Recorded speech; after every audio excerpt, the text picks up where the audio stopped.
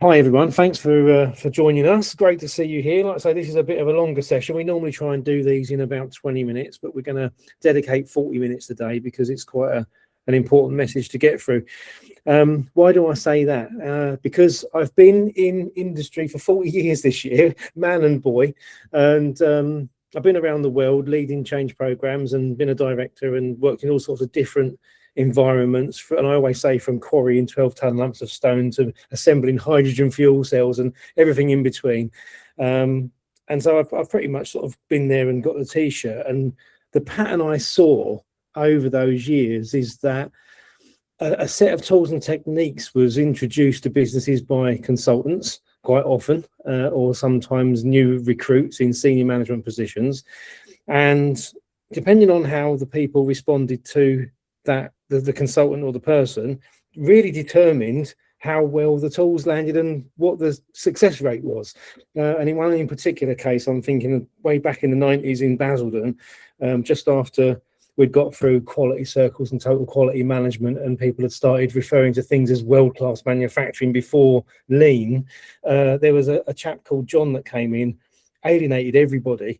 We're a venture capital company that also come over with a lot of American boisterous consultants and alienated everybody even further. And that change program looked great on the surface for 10 years. And then as soon as they left, everybody went, oh, let's get back to some real work. And it all slipped backwards again. So this issue of sustainability is very real. I've seen it, lived it and breathed it. And I've seen the market go through these different iterations. So without ever changing anything fundamental about the approach and the people and how you get engagement, to come in with different solutions. So tools and techniques, and then systems and technology, and then culture audits, and obviously then that becomes the remit of change practitioners, consultants, change champions, we used to call them years ago. And then the HR team has to get involved because it's a people issue, and there's this lack of alignment at a high level. And ultimately, we don't change very much. We change the veneer. We change what we do on the surface. We don't get the people bit right, and change has got this horrendous reputation for not sustaining and sticking. And that's been my experience all across the world. I've been across Europe. I've led multi-site transformation programs. I've been in advisory and consultancy with city-based firms in London. I've been to China and America and all sorts. So, and the pattern's the same everywhere. And we know that one company that does a better job of this and does it differently is Toyota, and they've got the figures to prove it. They produce about just over 10 million cars with about 370,000 employees, compared to other Europe-based automotive companies that produce less than that for nearly double the amount of workforce. So there's definitely something different. And I think the market's starting to wake up to the fact that difference is the people bit. And now I was very, very fortunate to have had all that experience and then met my illustrious, I will call you, Levent partner, who I've been lucky enough to work alongside for the last 7 years. And I say that we're lucky to have Levent with us, and I'm lucky to have him as my partner because he is ex-Toyota, trained in Japan, speaks fluent Japanese as well as other languages, one of those annoying people that's so clever, and then ran Toyota as country president after being director and senior manager in different roles. So no one knows more about being in Toyota for nearly 20 years than Levent, and he's also had that experience of stepping outside of Toyota and bumping into that world I've just described. And between us, with a neuroscience flavour, we've kind of worked out what that bit is that we want to understand a bit more about and do and be able to replicate outside of Toyota. And today, that's what Levent's going to take us through. So he's got a fantastic presentation that he's going to run through. There are some questions that are posed, but they're going to remain rhetorical for now. So you can, by all means, use the chat function and type something in as you think of it on the way through. But we're going to stick to letting Levent get through the presentation, and then we'll pick up anything that we want to talk about at the end. So with all of that said and done, thank you, mate. Thank you for joining us and giving us your time and your wisdom. Over to you to explain the worldview you've been left with after this fantastic life experience inside. And while you do that, I'll go and find who else is coming in and let them in. So, shall I? Please do. Yes, mate. Thanks for joining our webinar. Nice to see you all here. Let me briefly introduce myself to set the context why I am related with safe and respect for people. I think that will make more sense. After some experience in the manufacturing industry, I joined Toyota in 1992. I started working in Japan. For 2 years, I worked across several Toyota plants in Japan. The mission, the objective was to learn Toyota production system and establish a greenfield plant when we returned back to Turkey. And we did that. We established that plant, and I worked there for another 14 years, during which I have been in the roles as production GM, quality GM, head of purchasing, engineering, and finally I was the president of Toyota Turkey. At the end of 16 years, I thought I was lucky enough to have worked in nearly all the divisions at Toyota and implement Toyota production system. So I was highly confident that I was a lean or TPS expert, and that was the right time to move outside of Toyota. I did that, and I joined a company, manufacturing company called Kaizen, where I worked for 3 more years.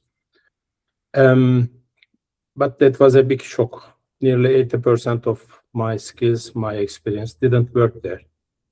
And that was because of people.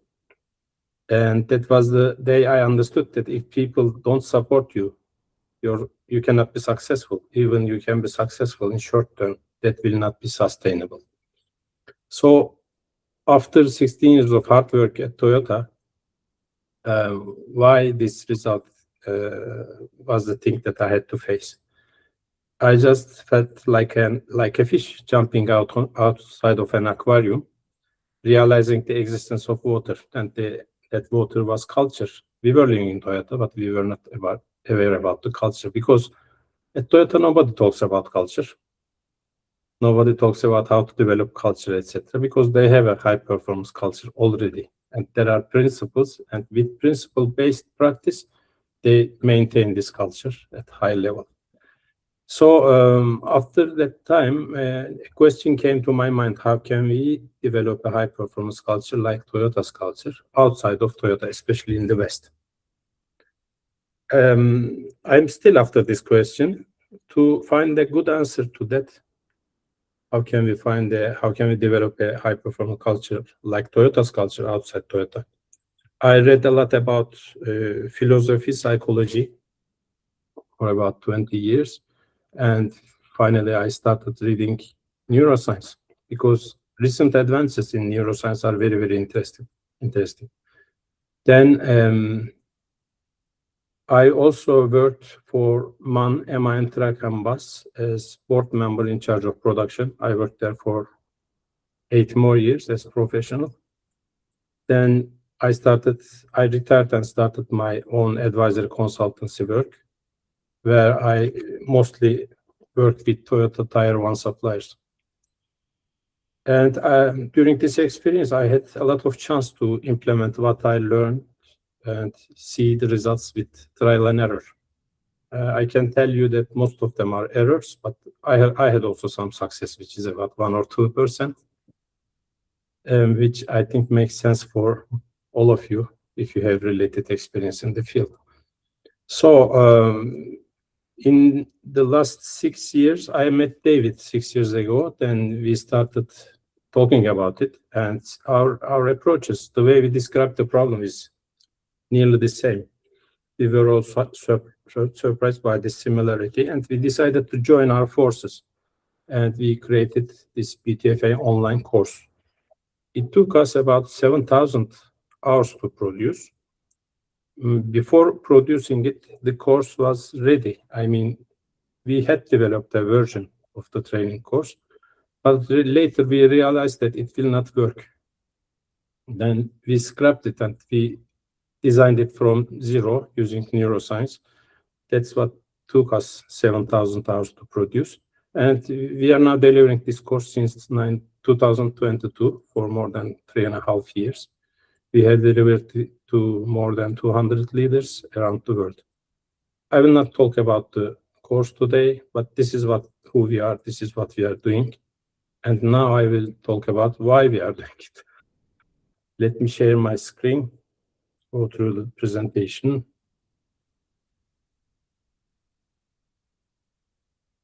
Be prepared for you.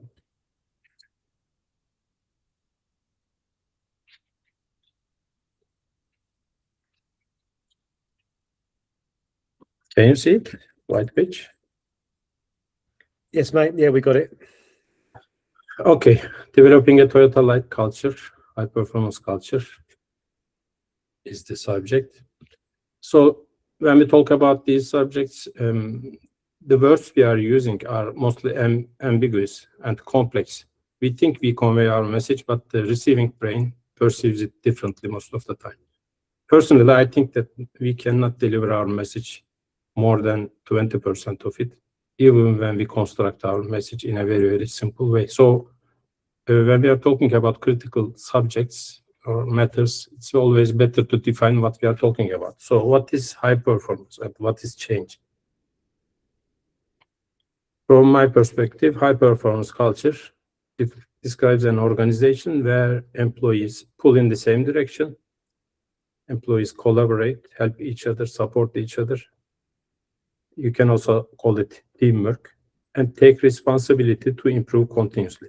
So as you see, we are talking about people, but continuous improvement is already embedded in this culture. And to describe a problem, we need to talk about a gap. So this is the target situation or desired condition, and this is the actual condition, if you like, which is current culture. And the gap in between is the problem. This is what we are talking about. For us, the change is about changing the current culture to a high-performance culture. So every time we talk about high-performance culture and change, this is the meaning that we are talking about. And with this, according to this definition, we can say that Toyota is a high-performance culture because everybody in Toyota behaves in these ways. Now we have questions. I will not stop to take I wish to take your answers. So please in the chat, if you're interested, you can write your answers, and David, you can interrupt me. We can go through these answers. So question 1 is, do you think Toyota's culture is simply a product of Japanese culture? Something it was just born with? I'm asking this question because I think the common belief in the market is that Toyota's culture is for Toyota. It's a version of Japanese culture. It is not possible outside Toyota. It's not possible outside Japan. So why are we talking about culture? This is the debate that's going on when we talk about culture. But as an insider from Toyota, I can tell you, no. Toyota culture is not Japanese culture. Toyota has built that culture by itself, deliberately, over time, and it continues to develop and adapt it every day. So it's a living thing.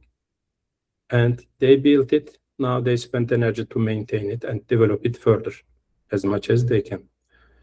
So since it is something which is built by people, I strongly believe that there is a way to build this culture.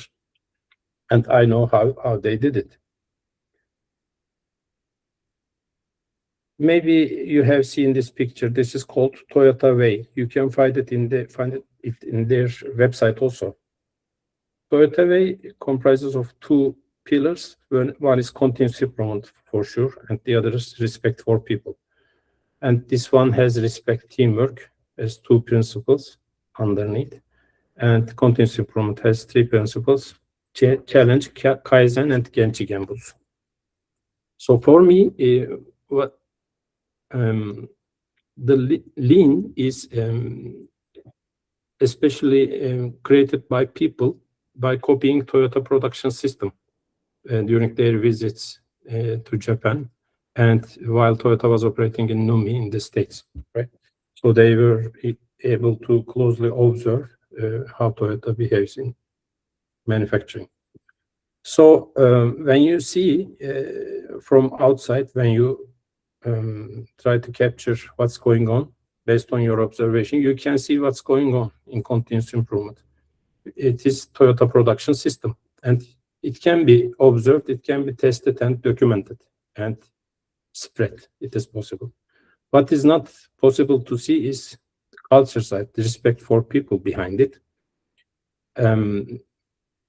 As I have told you, even in 16 years, I was not able to see it. So how come it can be possible that an outsider comes and see human relationships and document it? So, but respect for people means a lot at Toyota. It's not a description of a value or a belief, but I will explain you. It is supported by a strong foundation of behaviors behind it. So these are the principles. What everybody is trying to do is to try to act or behave according to these principles in whatever they do. So, and at the end, behaviors become similar and the culture becomes strong. These are principles. When everybody tries to act according to these principles, culture becomes stronger. Toyota calls it hitozukuri. Hitozukuri means, hito means human, zukuri means producing, building people. The other side of Toyota is monozukuri, which is building things, cars, right? So Toyota has always two big pillars in their strategy, hitozukuri and monozukuri. Not only monozukuri, but also hitozukuri. Building people. Build people so that they will build your products. Question 2. Do you think it's possible to create Toyota's high-performance culture outside of Japan? In question 1, we had partially answered to this question, but most people, especially who are strong supporters of lean, continuous improvement, OPEX, Agile, Six Sigma, etc., they think again that Toyota culture is for Toyota, cannot be replicated outside of Japan. I'm sure you have heard it also. So let's think about it. Is it possible? Most people assume no, but the truth is Toyota does it all the time at its overseas plants.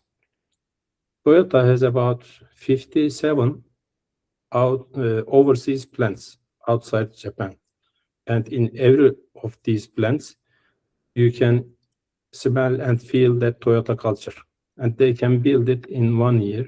I will show you how they do it. So replicating Toyota culture, as an answer to second question, is possible everywhere in the world because they are doing it. Let's see how they do it.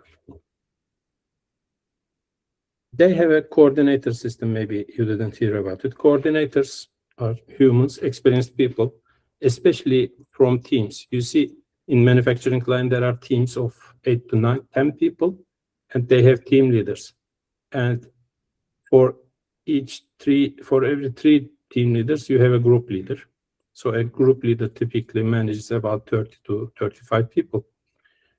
When there is an overseas plant to be established, Toyota sends these experienced group leaders to that country, and they teach all the related teams on the job, starting from recruitment until they can do the job with 100% time and quality requirements. And during this practice, they stay from 6 months to 12 months. In a plant, typically they send about 100 experienced coordinators to fill every position.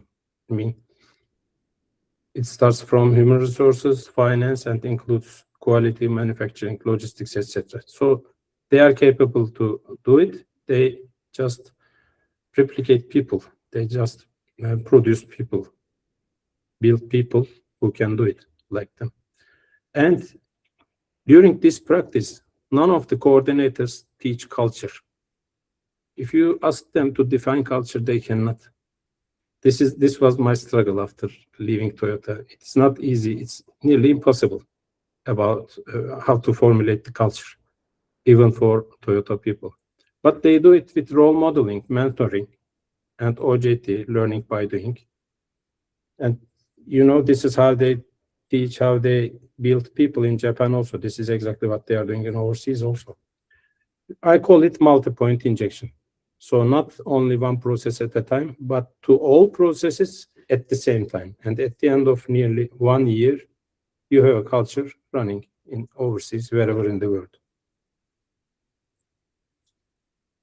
Let's go through the principles of this culture. So let's compare Toyota and other organizations, most of them. The way they follow, what do they do, and how they do it. In most of organizations, they prefer to practice this set of tools. These are systems, but these are set of tools, mostly excluding the human dimension. They practice these set of tools or systems, and the result, change phase or unsustainable. The optimistic estimation is about only 20% of the change becomes sustainable. But in my experience, talking to so many people around the world, after 40 years in the industry, I think the situation is worse. And what is the reason of this failure? We can, I think, understand when we look at human behavior in organizations. We frequently see low organization, low ownership, and collaboration. So people are not taking the responsibility of continuous improvement. They are not so willing to support each other. And the reasons behind them are typically resistance to change and disengagement. Especially disengagement figure is huge. It is 79% according to Gallup. So out of 5 people, you have only 1 engaged. And even if they take the ownership of the change, they cannot make continuous improvement sustainable. And another reason is pulling in different directions, starting from managers and division managers and directors. When leaders pull in different directions, of course, that consumes, wastes organization's energy, and change becomes unsustainable. The root cause is we think there is no principles behind. Let me stop here and define what principles are. Principles, from our perspective, using our language, is not different than values or beliefs. Okay, so we can take all of them the same for the sake of our purposes. At Toyota, there are principles, and they practice according to these principles. That means they have some beliefs and they behave according to these beliefs. And what they do is TPS. TPS is not different than Lean, because Lean is basically the copy of TPS. But in TPS, you will not see human dimension. TPS is also a set of tools which cannot be successful without the support of culture. And principles: challenge, Kaizen, Genbutsu, and teamwork, respect. These principles I'm talking about. So these 3 principles support and align people. So if everybody in the organization works or behaves according to these beliefs, their behaviors will be aligned, and they will pull in the same direction. Again, if they believe in teamwork and respect, you will not see resistance to change and disengagement, because they will take ownership and they will start to support each other. So, which way is the best for developing a Toyota way culture? Like Toyota, like high performance culture. So option 1 is clearly to follow the way Toyota is following. Why not?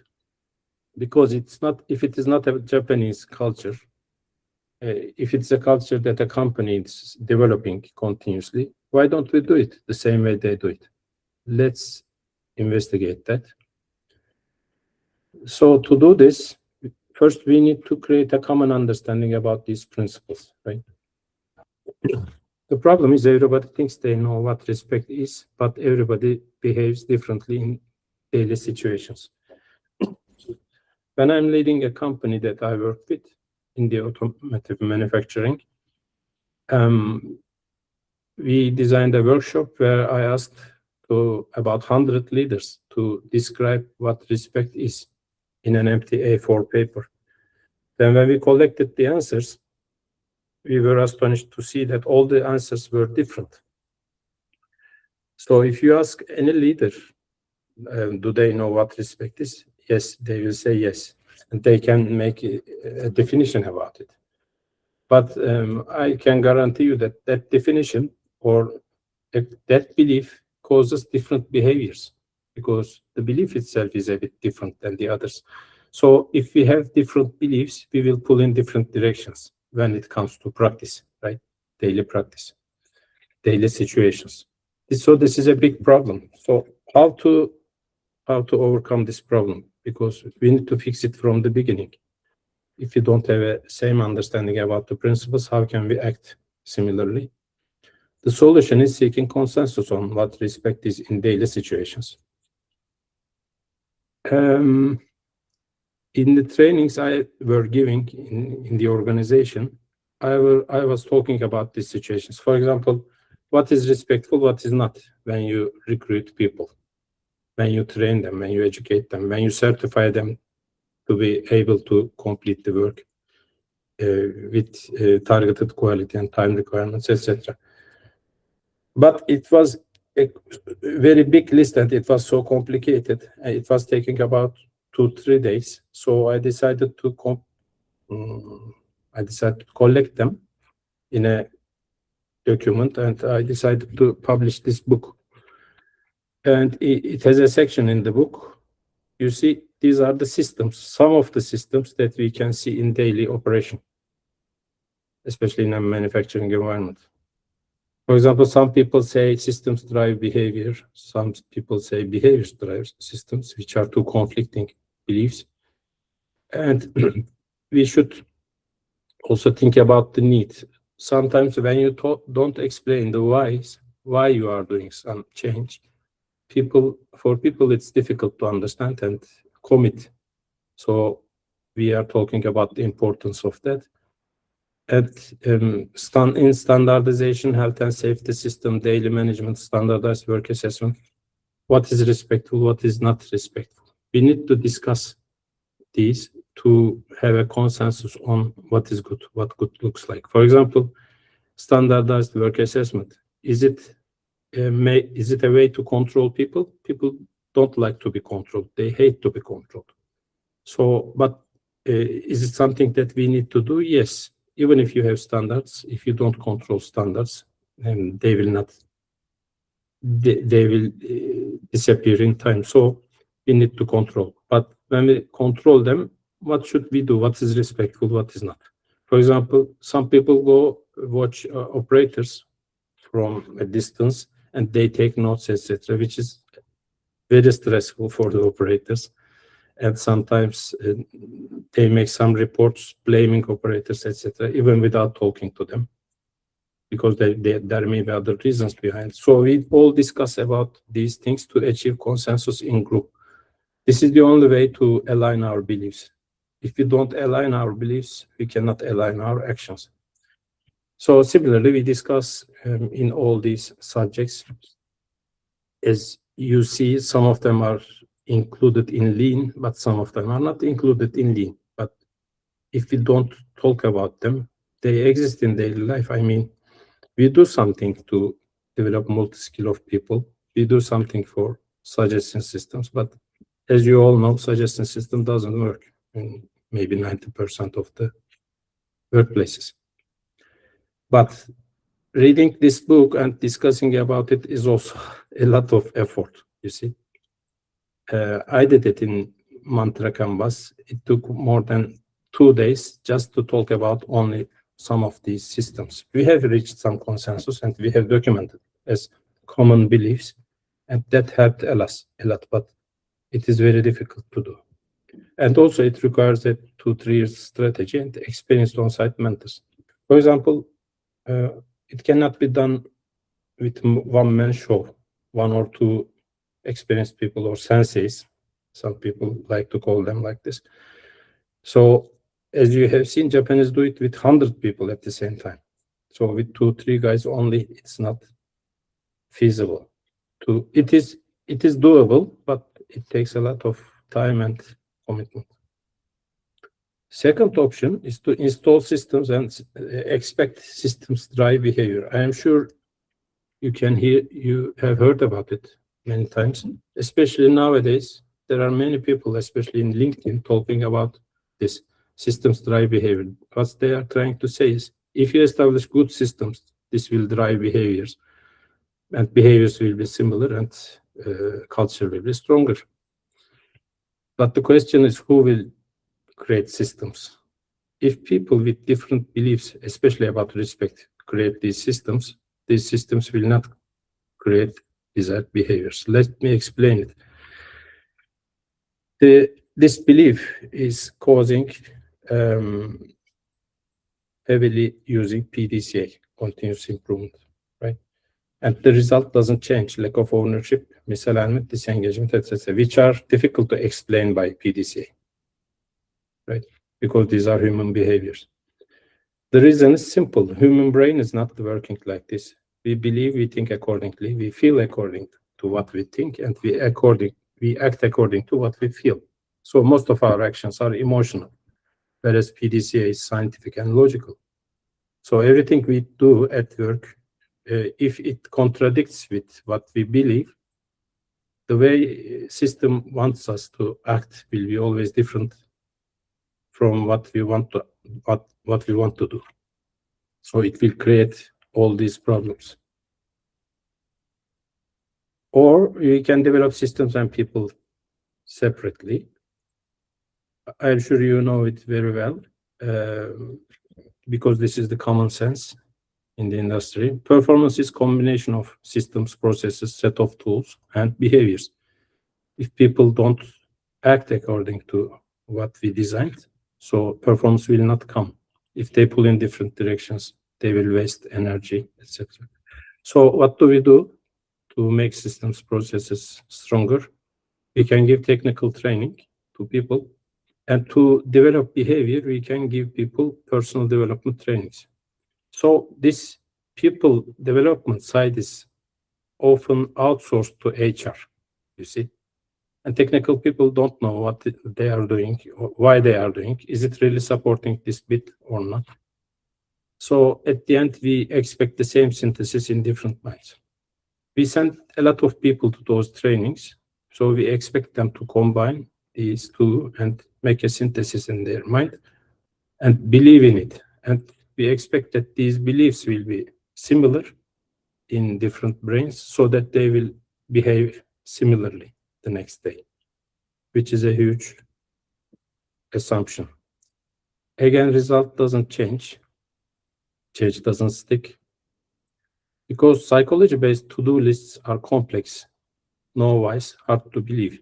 They talk about do this, do this, do this, but why is not explained in a very scientific manner, because then people find it difficult to believe. And it creates different beliefs, again, different actions. Option 4, it is what we have developed after 35 years of experience, David and I, in the industry.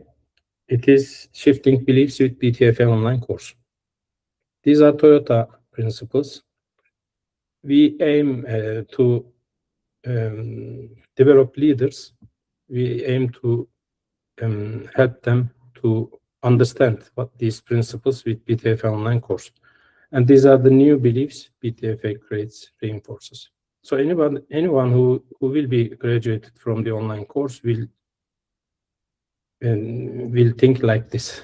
This is our objective. I can see thoughts and emotions with BTFA lens, not only thoughts, but also emotions.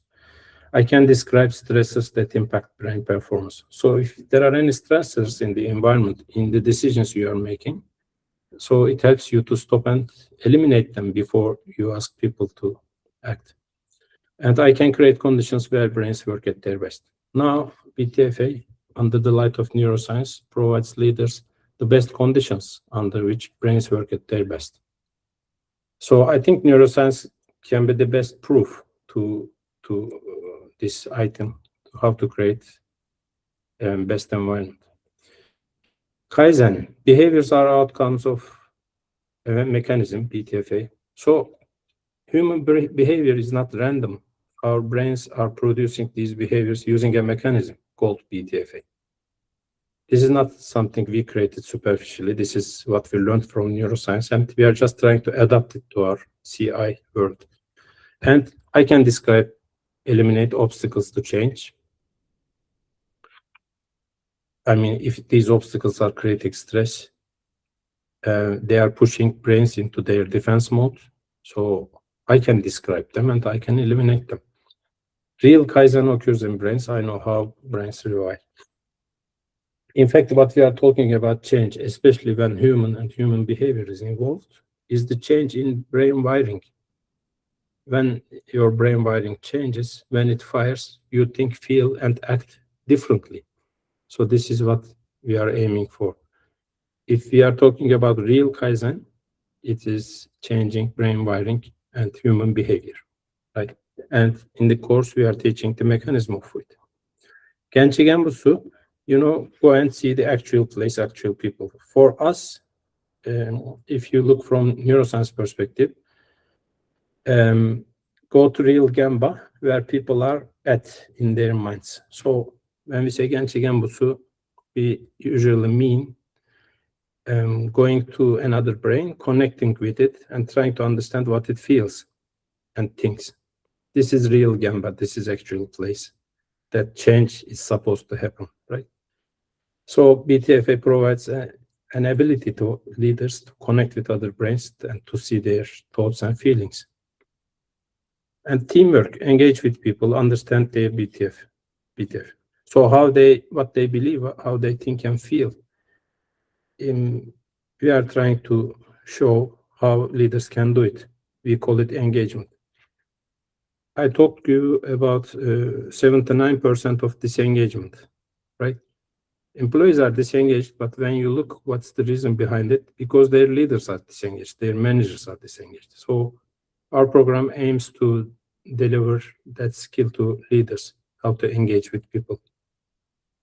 Because it's not easy to blame them, because most of the education programs doesn't show how to engage with people.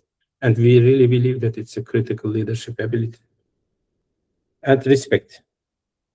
When you see people as brains with beliefs, thoughts, and feelings, and not as objects with certain actions, you are less likely to push them, to control them, to obey what you are doing, right? So when you see the people as brains with beliefs, thoughts, and feelings, you try to create conditions that will shift their beliefs. If they believe in what you are doing, they will support you, they will take ownership. This is the key idea. So I said principles, values, beliefs are all same for us because they are all wiring in the brain. And when they change, behaviors change. So this is how Toyota does it. Employees believe these principles because they are in the culture. I mean, they are coming into a culture that already has these beliefs everywhere. And behaving according to these principles creates a high-performance culture. With BTFA, we don't need to develop our own culture for 40 years. It took them more than 40 years to develop it, right? But we can use the recent advances. I mean, it is fantastic to see the recent advances, especially in the last 2 decades. So just by using them, we can show leaders why these principles are good for brains, why these Obeying to these principles create conditions in which brains work at their best. And using storytelling, gamification, neuroscience, and multiple reflection exercises, we aim to rewire beliefs or principles. And of course, beliefs change behaviors. When behaviors change, beliefs also change. Again, Toyota did it in 40 years with experience. We use latest neuroscience, especially for technical people. It is highly credible and believable because it is scientific. It is as simple as 2 + 2 = 4. So finally, this is the missing piece in the market. Toyota has respect for people and continuous improvement as 2 pillars. This is not simpler and easier than this one. As you have seen, it should be included, embedded in every system, every tool.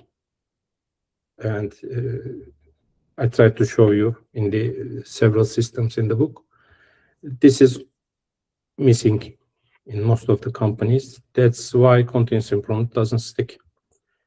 And with BTFA online course, we are trying to cover this missing piece by shifting beliefs and creating a balanced world between logic and emotions.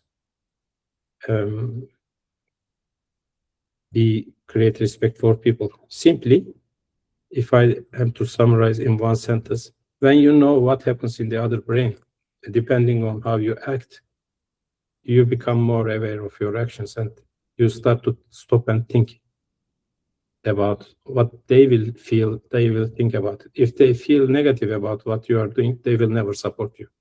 That is the answer. And after BTFA, we also have some follow-up programs like Master Coach program, which is exactly designed for that multi-point injection. With Master Coaches in the organization, you can spread your culture faster. Thank you. Let me stop sharing and hand over to David. Well, thank you, mate. It blows me away every time you run through that with me. So I'm sure everybody on the call got a lot of value from that. Brilliant. Thanks, Stuart. I can see that we're a few minutes over, but it's too important to just rush off. So if anybody has got any questions, you want to say anything, then please do, and we will take any questions. Try and offer a few answers or just listen to any comments why it makes sense. Entirely over to you guys. If you've all got a rush, we completely understand. It's a busy life and we won't hold you up, but I want to give you the option. Yeah, Sean. Yeah, thanks, David and Levent. Yeah, I just want to say absolutely brilliant. It's what we're in the middle of doing. And like yourselves, me and Stuart, we're from the same place. You know, we've been in it multiple years and haven't found a way to do this bit. It is the missing bit. It's always been missing. So, you know, our challenge is how do you speak for yourself, I have. Okay, so most places we can. So yeah, it always brings it back. So it's really good coming to these events and webinars, just to show where we're fall short, and then how we get to do this. It's the next stage, isn't it? What's the next bit? How do you get going and all that? So yeah, lots of time for reflection. Thanks for that. I know we do chat a little bit on and off, so we're definitely some stuff to pick up on, and then yeah, and hopefully this will feed mine and Stuart's bit. We're pushing ahead with something in our own company and trying to get it done. This all helps cement all that together. No, of course it makes sense. How do you get it there? You don't need 40 years. So all those bits. I suppose the big learning for me is it's that bit. Well, it's the Japanese way, so therefore they've got a head start. It'll never work anywhere else. So to clarify that today, was really useful, and that's a starting point of, well, it's not. There is a way to do it. So yeah, thanks for that. That's my reflection. Thank you. Brilliant. Thank you, mate. Thanks for saying that. It's absolutely our pleasure. But yeah, I think to summarize it, we're probably with neuroscience, we've been gifted this capacity to operationalize respect, whereas before, like Levent said, it's been hiding in the ether. It's just been something that people talk about. There's no substance to it. And as soon as we look at it through this lens, and we can say, you know, inbound sensory stimulus creates this response in a brain, these neurochemicals will be involved, and therefore this will be the defensive response. It lets us move beyond psychology and get into a point where we're talking a bit more binary about cause effect for the human condition. And we've been recently calling it the human operating system, because it's literally that operating system that interacts with all the other systems in the organization that we've just not been able to describe or define. So for us, that's kind of where we're at now, operationalizing the respect through the human operating system, you know. So it's good. So any final comments, anyone else, just before we close? Just, I mean, a couple of things for me. Sorry, David, just very quickly on that. I genuinely stumbled into that. We had a cultural change in the manufacturing point I was at. I was in that point. They didn't really know what to do with me, whether we were going to lean, continuous improvement, or whatever. I did some, for another matter, I learned some things about behavior, and then decided to pursue that through neuro-linguistic programming. And so for a few years there, we weren't focusing on the improvement, we were focusing on how people reacted and stuff. So I absolutely get, absolutely. And I guess, you know, the other thing that struck a chord with me is, you know, we have a lot of things talking about culture, we have a lot of things talking about principles, we have a lot of things talking about this, that, and the other, but we don't need to talk about them, we just need to be them. Yeah. There's you know, I see that as an issue, really. I read somewhere you didn't need a continuous improvement manager, you just needed continuous improvement. So there's a point of that. I guess the question for me is still around how the hell do we persuade people? And I think with the neuroscience part of it, you're starting to get a lot more evidential based, like with employee engagement as well. You know, there's a lot more out there that says engaged employees will have reduced absence, improve your productivity, those kind of things. But still becomes a real wall to hit your head on, is how do we convince people that this is a worthwhile investment, despite the fact we have the evidence to prove it. Again, you come to those beliefs, don't you? Yeah. But thank you very much. That was, at the very least, a nice injection for me to carry on the day and the week. It just keeps me going. So I do appreciate that. Thanks, guys. Brilliant. Happy to have a longer conversation about the underlying beliefs about, you know, accounting mechanisms and what we don't measure that actually is just as important. But we can do that offline another time, Stuart. Brilliant. Cheers. David, you were going to say something, mate? Yeah, just very quickly, thank you. Fantastic session. And really, it absolutely is that missing piece and foundational. And that element of respect for people, and also linking to the development of people. And I really liked your phrase and referring to the multi-point strategy, and that really sounded to the role of leadership is to develop more leaders.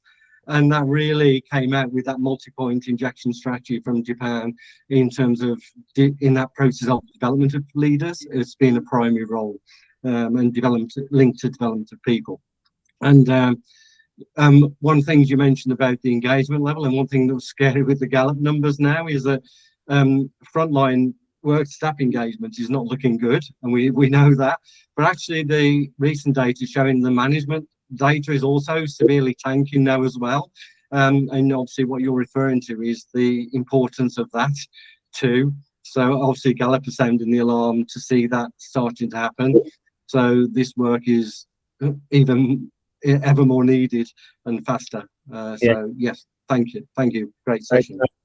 Cheers, mate. And again, it's great to have the reports and the data that proves the problem and shows the opportunity, but we realized that 10 years ago that there's no point talking about that. We've got to find a solution. So this is why we built, you know, and spent all these hours creating this solution, because this is, we've been doing this for 3.5 years. We've worked across the world. We've got multiple corporate clients, and it's working everywhere we go. So, you know, it's not theory anymore. It works in practice, and it happens quickly.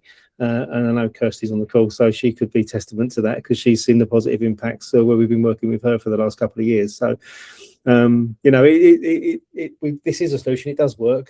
And now we can do something about all of those horrible statistics in the world. So Brilliant. Thanks, guys.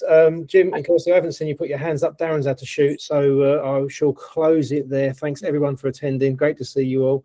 And oh, no worry. All right, Kirsty, cheers. And we'll see you again soon next month. Cheers, everyone. Fantastic. Thanks Yes, for that, guys. thank you. Thanks, everyone. Bye. Thanks.